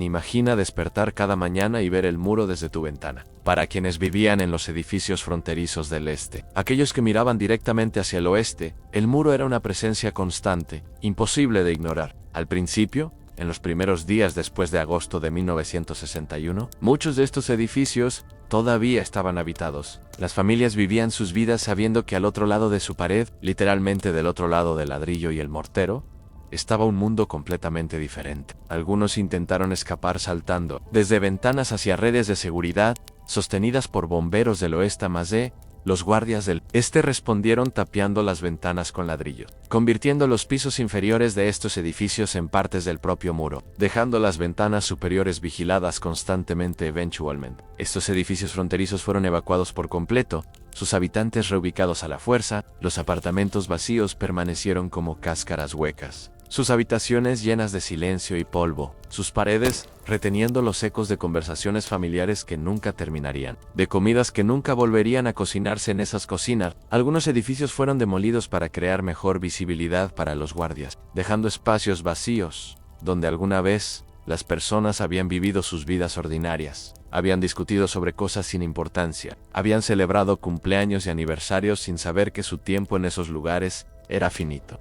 La vida en Berlín Oriental se acomodó en una rutina peculiar, marcada por la presencia omnipresente del Estado. La Stasi, la policía secreta de Alemania Oriental, había desarrollado uno de los sistemas de vigilancia más sofisticados y penetrantes del mundo. Se estima que para el final de la década de 1980, una de cada 50 personas en Alemania Oriental era informante de la Stasi, ya sea a tiempo completo o como colaborador ocasional. Esto significaba que las conversaciones debían ser cuidadosas, que incluso entre amigos, había temas que era más seguro no mencionar, que las quejas sobre el sistema debían susurrarse en privacidad absoluta, o, mejor aún, guardarse completamente para uno mismo a los informes de la Stasi, que se abrieron después de la reunificación, revelan una obsesión burocrática con los detalles más mundanos de la vida de las personas. Registraban quién visitaba a quién, qué libros sacaban de las bibliotecas, qué música escuchaban, qué chistes contaban en fiestas, medían el entusiasmo con el que las personas cantaban el himno nacional, notaban si alguien parecía menos que totalmente comprometido con el socialismo. Esta vigilancia creaba una atmósfera de paranoia de bajo nivel, un peso constante sobre la espontaneidad humana. Las personas desarrollaban lo que llamaban doble lenguaje, una forma de hablar en público que expresaba lealtad al sistema, mientras reservaban sus verdaderos pensamientos para los momentos más privados con las personas en quienes más confiaban. Pero la vida no era solo represión y grisura. Esa sería una simplificación injusta que robaría a las personas de Alemania Oriental su humanidad completa, su capacidad de encontrar alegría incluso en sistemas restrictivos. Había teatros donde se representaban obras que sutilmente cuestionaban el orden establecido, si uno sabía cómo leerlas. Había cafés donde los intelectuales se reunían para discusiones que bailaban al borde de lo permisible. Había música, literatura, arte, amor, familias que se formaban y crecían, niños que aprendían a leer y eventualmente se convertirían en padres ellos mismos. La vida humana, con su obstinada insistencia en continuar, en encontrar significado incluso en las circunstancias más difíciles, florecía en los espacios entre las restricciones en el lado occidental. Berlín Occidental se había convertido en algo único en el mundo, una isla de capitalismo y libertad rodeada por completo por territorio comunista. El gobierno de Alemania Occidental subsidiaba generosamente la vida allí, ofreciendo exenciones del servicio militar y beneficios económicos para atraer a personas a vivir en esta ciudad sitiada. El resultado era una cultura vibrante, bohemia, ligeramente rebelde. Artistas, estudiantes, inconformistas de todo tipo, gravitaban hacia Berlín Occidental, atraídos por sus alquileres subsidiados y su atmósfera de frontera urbana, donde todo parecía posible, excepto el olvido de que vivían en una anomalía geopolítica.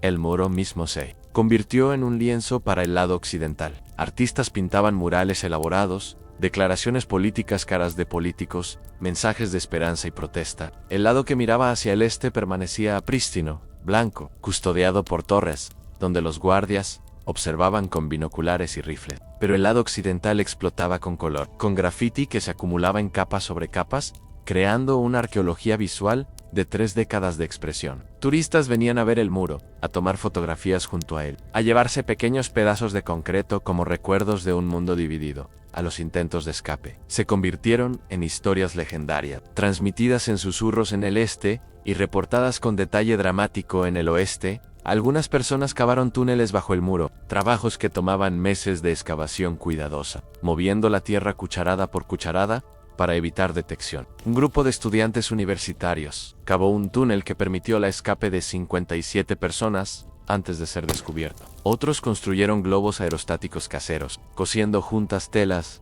y llenándolas con aire caliente de quemadores improvisados, flotando sobre el muro en la oscuridad. De la noche hacia una libertad incierta, hubo intentos de escape en automóviles modificados donde las personas se escondían en compartimentos secretos construidos en los tanques de gasolina o debajo de los asientos. Hubo escape a través de alcantarillas, nadando a través de canales helados, escalando por edificios usando ganchos y cuerdas. Why Trash Comment? Hubo muchos que no lo lograron. Se estima que entre 130 y 200 personas murieron intentando cruzar el muro de Berlín, aunque el número exacto sigue siendo disputado. Algunos fueron disparados por guardias fronterizos, otros se ahogaron en canales, otros murieron de heridas mientras yacían en la franja de la muerte donde nadie podía rescatarlos sin arriesgar su propia vida. El caso más famoso fue el de Peter Fector, un joven albañil de 18 años, que en agosto de 1962, exactamente un año después de la construcción del muro, intentó escalarlo cerca de Checkpoint Charlie. Logró llegar a la parte superior, pero fue alcanzado por disparos de guardias del este, y cayó de vuelta al lado oriental. Herido gravemente, y durante casi una hora yació allí sangrando mientras gritaba por ayuda. Los guardias del este no se acercaron a él. Los soldados del oeste no podían cruzar sin causar un incidente internacional. Peter Fector murió desangrado a la vista de espectadores de ambos lados, que no podían hacer nada excepto observar. Su muerte se convirtió en símbolo de la crueldad del muro, de cómo el concreto y las ideologías podían convertir a seres humanos en espectadores impotentes del sufrimiento de otros. Pero no todo eran intentos de escape y tragedia. La mayoría de los berlineses del este, cualquiera fuera su opinión privada sobre el sistema, simplemente vivían sus vidas. Iban a trabajar. Muchos de ellos en fábricas o en empleos estatales, donde la productividad era menos importante que la lealtad política. Compraban en tiendas donde los productos eran limitados pero subsidiados, donde una barra de pan costaba unos pocos centavos, pero donde un auto nuevo podría requerir años en una lista de espera. Celebraban festivales estatales con desfiles donde se esperaba que mostraran entusiasmo, donde los niños vestidos con uniformes de pioneros agitaban banderas mientras tanques rodaban por las calles en exhibiciones de poder que pretendían proyectar fuerza, pero que gradualmente comenzaban a parecer cada vez más rituales. Vacíos de un orden envejecido, había compensaciones para la vida en él. Que los occidentales a veces pasaban por alto. El alquiler era extraordinariamente barato, prácticamente simbólico. El cuidado de salud era gratuito y universal. El cuidado infantil estaba ampliamente disponible, permitiendo que las mujeres trabajaran con tasas de participación laboral femenina, que eran mucho más altas que en el oeste.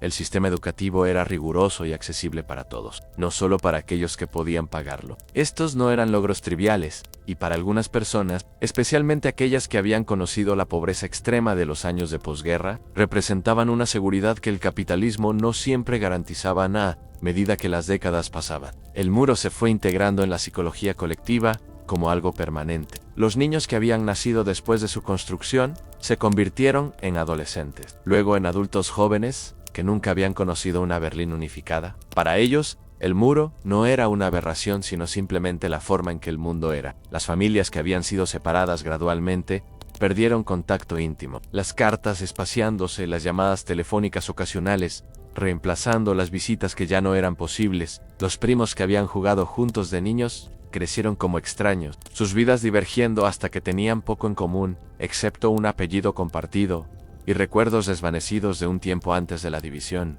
mientras la luna atravesaba el cielo sobre Berlín. Su luz caía sobre ambos lados del muro con la misma indiferencia celestial. En el este, las ventanas se oscurecían temprano, conservando electricidad, manteniendo las cortinas cerradas contra el frío que se filtraba a través de vidrios de ventanas de mala calidad. En el oeste, las luces brillaban más tarde en la noche. Neón parpadeante de clubes y bares, escaparates iluminados mostrando abundancia. El brillo de una ciudad que permanecía despierta más tarde, dormía menos. Como si la conciencia constante pudiera mantener a raya las sombras, y así los años se acumulaban como polvo sobre el concreto. Mientras dos generaciones crecían conociendo solo la división, creyendo que el muro duraría para siempre, sin escuchar todavía los primeros crujidos distantes que anunciaban que incluso los imperios más firmes eventualmente se agrietan a la noche avanza, y con ella llegamos a los años donde lo que parecía permanente comenzó a mostrar sus primeras fisuras imperceptibles. Hemos conocido el muro en su juventud brutal y en su madurez normalizada. Hemos visto cómo generaciones enteras se adaptaron a vivir en una ciudad cortada por la mitad. Ahora nos adentramos en la década de 1980, cuando vientos de cambio comenzaron a soplar desde el corazón mismo del Imperio Soviético, cuando palabras nuevas entraron en el vocabulario político, palabras que susurraban posibilidades que nadie se atrevía aún a pronunciar en voz alta. Glasnost, perestroika, reforma. El cambio llegó de donde menos se esperaba, en marzo de 1985. Un hombre relativamente joven para los estándares soviéticos, asumió el liderazgo de la Unión Soviética. Mikhail Gorbachev tenía 54 años, casi una generación más joven que los líderes gerontocráticos que lo habían precedido. Hombres que habían muerto en el cargo uno tras otro en rápida sucesión, dejando la impresión de un sistema tan viejo y enfermo como sus líderes. Gorbachev llegó al poder con una comprensión clara de que el sistema soviético estaba en crisis, que décadas de estancamiento económico, corrupción burocrática y competencia armamentística con Occidente habían drenado la vitalidad del experimento comunista en sus políticas. Tenían nombres que sonarían extraños al principio,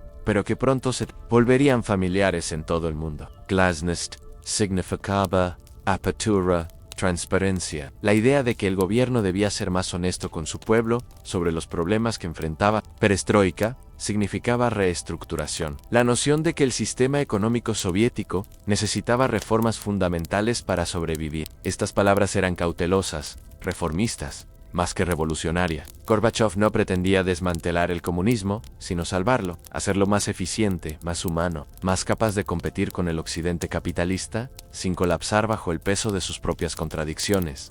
Pero las ideas, una vez liberadas, tienen vida propia. Cuando se le dice a la gente que puede hablar más libremente, que puede criticar abiertamente los fallos del sistema, es difícil controlar hasta dónde llevarán esa libertad. En toda la Unión Soviética y sus estados satélites de Europa del Este, las personas comenzaron a probar los límites de lo permisible. Los periódicos publicaban artículos que antes habrían sido impensables, cuestionando políticas oficiales, revelando escándalos de corrupción, discutiendo abiertamente los fracasos económicos que todos habían conocido privadamente, pero que nunca se habían admitido públicamente en Alemania Oriental. Sin embargo, el liderazgo se resistía a estos vientos de cambio. Erich Honecker, quien había estado en el poder desde 1971, era un comunista de la vieja escuela, formado en las duras escuelas del estalinismo, convencido de que cualquier relajación del control llevaría inevitablemente al colapso del sistema. Observaba los experimentos de Gorbachev con profunda desconfianza, temiendo que la glasnost y la perestroika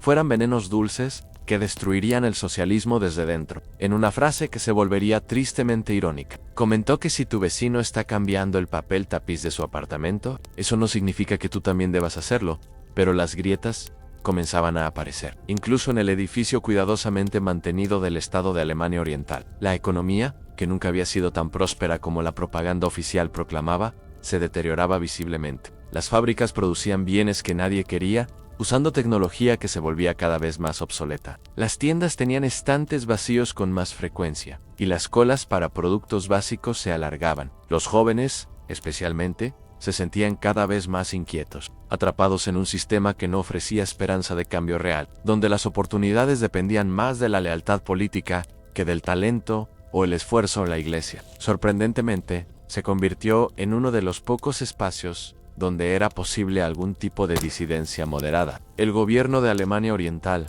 aunque oficialmente ateo, había llegado a una especie de acomodación pragmática con las iglesias cristianas, permitiéndoles existir a cambio de que no desafiaran abiertamente el orden político. Pero las iglesias ofrecían algo que el Estado no podía controlar, completamente en espacios físicos donde las personas podían reunirse, hablar con relativa libertad, organizar actividades que no estaban directamente supervisadas por funcionarios del partido. En los sótanos de iglesias en ciudades como Leipzig y Berlín Oriental, grupos de oración se transformaban gradualmente en círculos de discusión política, donde se hablaba de derechos humanos, de paz, de reforma. En Leipzig, una ciudad industrial en el centro de Alemania Oriental, las oraciones por la paz de lunes, en la iglesia de San Nicolás, comenzaron a atraer números crecientes de participantes. Lo que había comenzado como servicios religiosos modestos en los años 70 se había transformado, para mediados de los 80, en reuniones que atraían a cientos de personas, muchas de ellas jóvenes que no eran particularmente religiosos,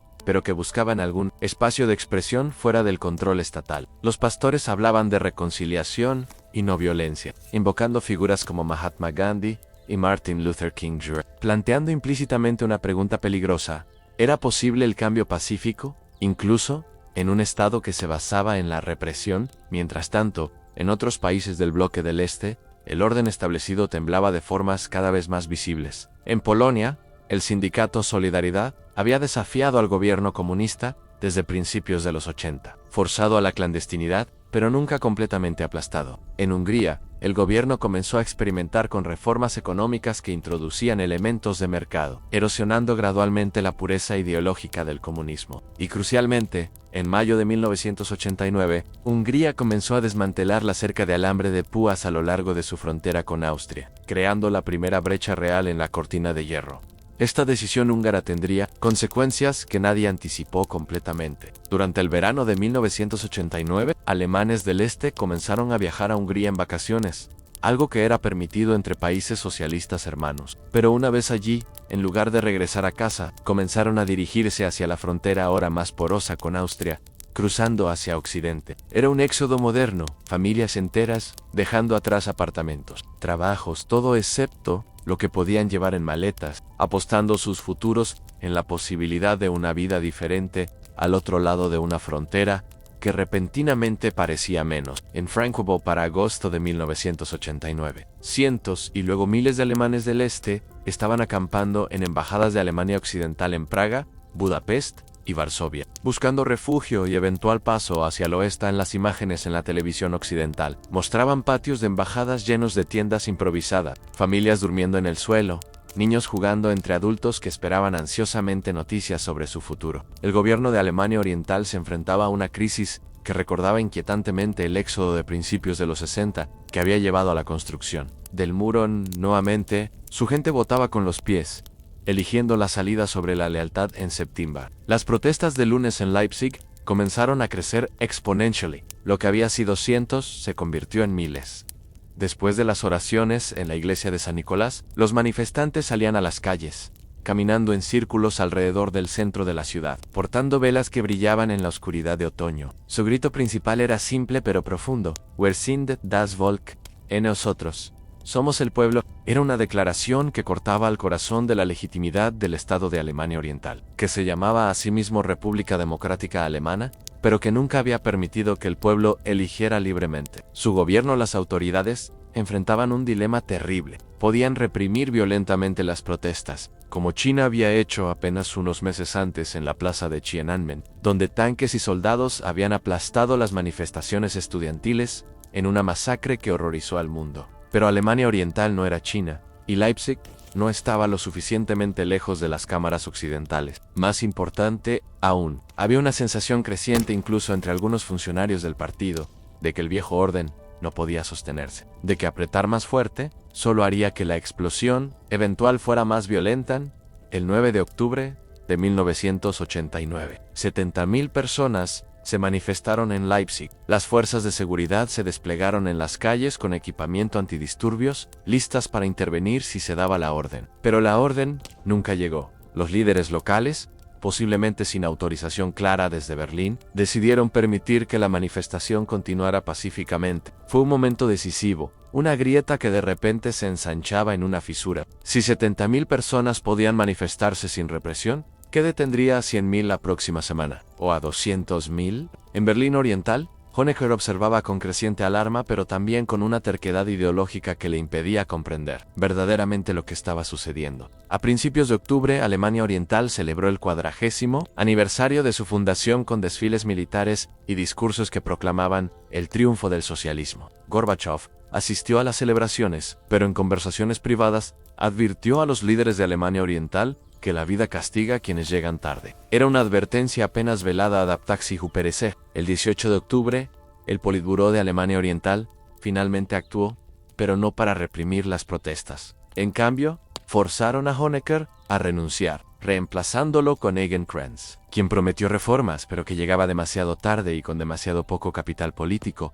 Las protestas continuaban, creciendo, no solo en Leipzig, sino en ciudades por toda Alemania Oriental. En Berlín Oriental, decenas de miles comenzaron a congregarse en Alexanderplatz, el corazón simbólico de la capital socialista. El 4 de noviembre, 500.000 de personas se reunieron allí en la mayor manifestación en la historia de Alemania Oriental. Artistas, escritores, actores subieron al escenario a exigir libertad de prensa, libertad de reunión, elecciones libres. El Estado observaba, paralizado entre el impulso de reprimir y el reconocimiento de que quizás ya era demasiado tarde, mientras las hojas de otoño caían sobre las calles de Berlín, llevadas por vientos que parecían soplar desde el futuro. La ciudad permanecía dividida por su muro, pero unida por una sensación creciente de que algo fundamental estaba cambiando. Las luces de las velas en las manifestaciones parpadeaban como estrellas caídas sobre el pavimento, cada llama pequeña pero juntas creando una constelación de esperanza que ninguna autoridad podía extinguir ya. Y así las grietas se ensanchaban en el concreto del viejo orden, mientras las voces que habían sido silenciadas durante décadas finalmente encontraban el coraje de elevarse juntas en la oscuridad, sin saber aún que en solo días, no semanas ni meses, el muro que parecía eterno comenzaría a caer en la noche, alcanza su punto más profundo. Y con ella llegamos al momento que cambiaría todo. A esos días de noviembre, cuando la historia giró sobre su eje, con una velocidad que dejó al mundo atónito. Hemos visto las grietas expandirse, hemos escuchado las voces elevarse en las calles, hemos sentido la tensión acumularse como electricidad antes de una tormenta. Ahora, finalmente, llegamos a la noche en que el muro, ese símbolo de división, que había parecido tan permanente como las montañas, comenzó a desmoronarse no bajo explosivos o tanques, sino bajo el peso simple de miles de personas que decidieron que ya no lo respetarían. Principios de noviembre de 1989, el gobierno de Alemania Oriental estaba en crisis terminal. Eugen Krenz, el nuevo líder que había reemplazado a Honecker apenas semanas antes, intentaba desesperadamente encontrar alguna forma de estabilizar la situación sin perder el control completo. Las manifestaciones continuaban, cada vez más grandes, cada vez más audaces. El éxodo de ciudadanos hacia el oeste se había convertido en una hemorragia que el Estado no podía detener. Algo tenía que ceder, alguna concesión tenía que hacerse, pero nadie estaba seguro de que exactamente ni cuánto sería suficiente sin ser demasiado.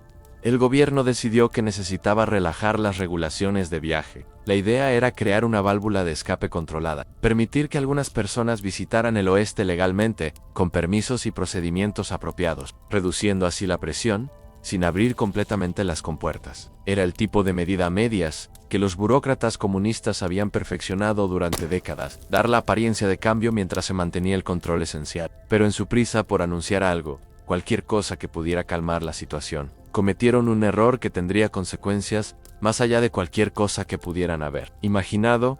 El 9 de noviembre de 1989, a las 6 de la tarde, un funcionario del partido llamado Shabasky fue designado para anunciar las nuevas regulaciones de viaje en una conferencia de prensa televisada. Shabovsky no había estado involucrado en las discusiones que llevaron a estas nuevas reglas. Le habían entregado una nota con la información justo antes de la conferencia, sin tiempo para estudiarla cuidadosamente o comprender completamente sus implicaciones. Era un burócrata cansado al final de un día largo, leyendo de papeles que apenas había revisado, sin saber que estaba a punto de pronunciar palabras que cambiarían el mundo cuando un periodista le preguntó cuándo entrarían en vigor las nuevas regulaciones. Shabovsky hojeó sus papeles con incertidumbre visible, buscando la respuesta. Había una fecha prevista, procedimientos que debían implementarse primero, pasos burocráticos que debían completarse. Para Shabovsky, confundido, cansado, o quizás simplemente inseguro, dio una respuesta que no estaba en el guión. Según mi información, dijo, inmediatamente, sin demora. Sin demora. Esas palabras flotaron en el aire del estudio de televisión. Fueron capturadas por cámaras, transmitidas a través de ondas, recibidas en hogares por toda Alemania oriental y occidental.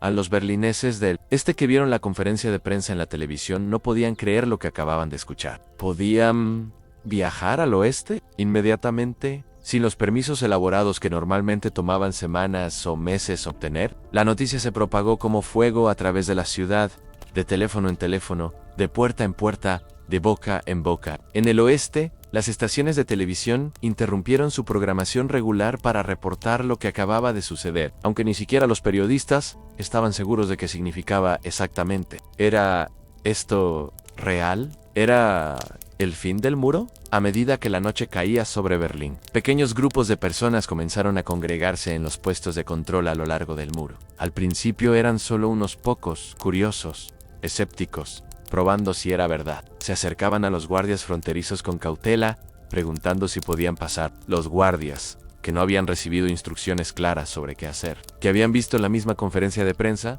pero que no sabían si debían tomar en serio las palabras confusas de Schabowski. No sabían cómo responder. Revisaban documentos sin saber realmente qué buscar. Hacían llamadas telefónicas a superiores que tampoco tenían respuestas claras. Ganaban tiempo mientras la multitud a su alrededor crecía para las 9 de la noche. Miles de personas se habían congregado en el puesto de control de Bornholmer Straße, uno de los cruces principales entre Berlín Oriental y Occidental. La presión de la multitud era física, palpable, una masa de humanidad empujando suavemente, pero inexorablemente hacia adelante. Las personas cantaban, algunos gritaban, ¡abre la puerta! Otros simplemente esperaban con esa mezcla de esperanza e incredulidad que caracteriza los momentos. Cuando lo imposible comienza a parecer posible, el oficial, a cargo del puesto de control, un teniente coronel llamado Harold J. Geer, enfrentaba una decisión imposible. Podía ordenar a sus guardias que usaran la fuerza para dispersar a la multitud, pero había miles de personas y solo un puñado de guardia. La violencia podría convertirse rápidamente en masacre, y después de las manifestaciones pacíficas de las semanas anteriores, después de que el mundo entero estaba observando, ¿era realmente posible disparar a multitudes desarmadas? Sus superiores no le daban órdenes claras, simplemente le decían que mantuviera el control de alguna manera, que resolviera la situación sin crear un incidente internacional alrededor de las 11 de la noche. J. Geer tomó una decisión que ningún manual de procedimientos cubría. Ordenó a sus guardias que abrieran las barreras, no completamente en operaturus, solo para aliviar algo de presión, dejando pasar a algunos de los manifestantes más insistentes. Pero una vez que las primeras personas cruzaron, una vez que quedó claro que los guardias no estaban disparando, que era realmente posible cruzar, la multitud se convirtió en un torrente imposible de contener. Las barreras se levantaron completamente, los guardias se hicieron a un lado, y miles de personas comenzaron a fluir a través del puesto de control hacia Berlín Occidental. Lo que sucedió en Bornholmer Straße se repitió en otros puestos de control a lo largo del muro a medida que la noche progresaba. Los guardias, viendo lo que había sucedido en otros lugares, sabiendo que era inútil resistir, simplemente abrieron las barreras. Y entonces ocurrió algo que nadie había anticipado, algo que no estaba en ningún plan gubernamental de ningún lado aún.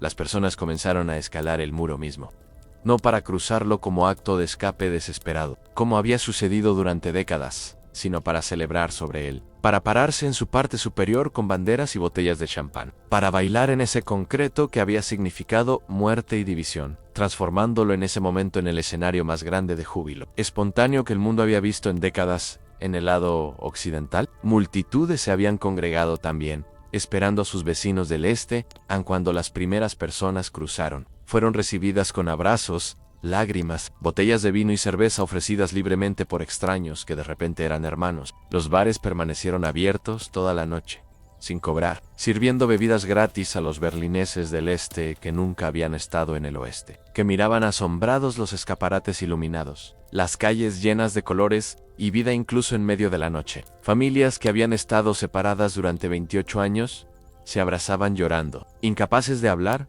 sosteniendo a hijos que habían crecido hasta ser desconocidos, a padres que se habían vuelto ancianos en el ínterin. En los conductores de automóviles tocaban sus bocinas en celebración, creando una sinfonía caótica de alegría. Los Trabants, esos pequeños automóviles de Alemania Oriental, con sus motores de 2 tiempos que sonaban como cortadoras de césped, cruzaban al oeste en procesión continua, recibidos con vítores y aplausos. Algunas personas simplemente se sentaban en las aceras y lloraban, abrumadas por la magnitud de lo que estaba sucediendo, incapaces de procesar que la división que había definido sus vidas enteras se estaba desmoronando en cuestión de horas.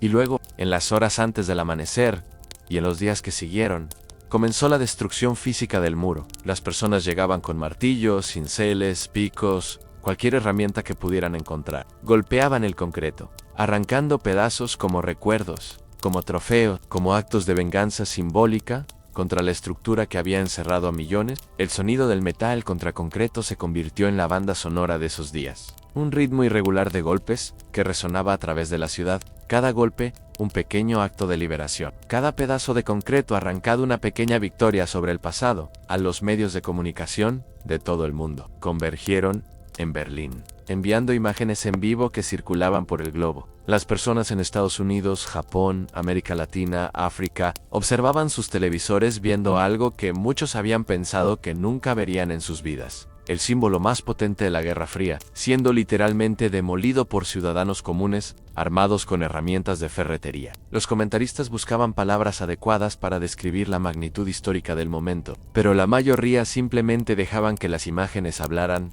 por sí mismas, a personas bailando sobre el muro, familias reuniéndose, el concreto cayendo bajo miles de golpes. El gobierno de Alemania Oriental intentó inicialmente mantener algún tipo de control, insistiendo en que esto era solo una relajación temporal de las restricciones de viaje, que había procedimientos que debían seguirse, que eventualmente las cosas volverían a algún tipo de orden normal, pero era como intentar devolver el agua a una represa rota. El muro ya no importaba, porque las personas habían decidido colectivamente que no importaba, y sin el respeto, sin el miedo, sin el consentimiento, tácito incluso, de aquellos a quienes oprimía. Una estructura de poder pierde su poder, se convierte en nada más que concreto y alambre de púas, materiales inertes sin la fuerza que les daba significado, mientras el sol salía sobre Berlín, en la mañana del 10 de noviembre. Iluminaba una ciudad transformada. El muro seguía en pie físicamente, pero ya no dividía realmente nada. Miles de personas continuaban cruzando en ambas direcciones, experimentando la simple libertad de movimiento que la mayoría de las personas en el mundo daban por sentada, pero que para los berlineses había sido negada durante 28 años. Las marcas de martillo en el concreto se multiplicaban hora tras hora, como si la ciudad entera estuviera participando en un proyecto de demolición colectivo, borrando el muro no de una vez, sino en miles de pequeños actos de desafío e insistencia en que el pasado debía ser superado y, así el concreto que había parecido eterno, comenzó a desmoronarse, no bajo el peso de máquinas, sino bajo el martilleo incansable de manos libres, mientras la noche del 9 de noviembre se convertía en leyenda. En el momento donde lo imposible se volvió real y una ciudad partida comenzaba, finalmente, a recordar cómo respirar completa.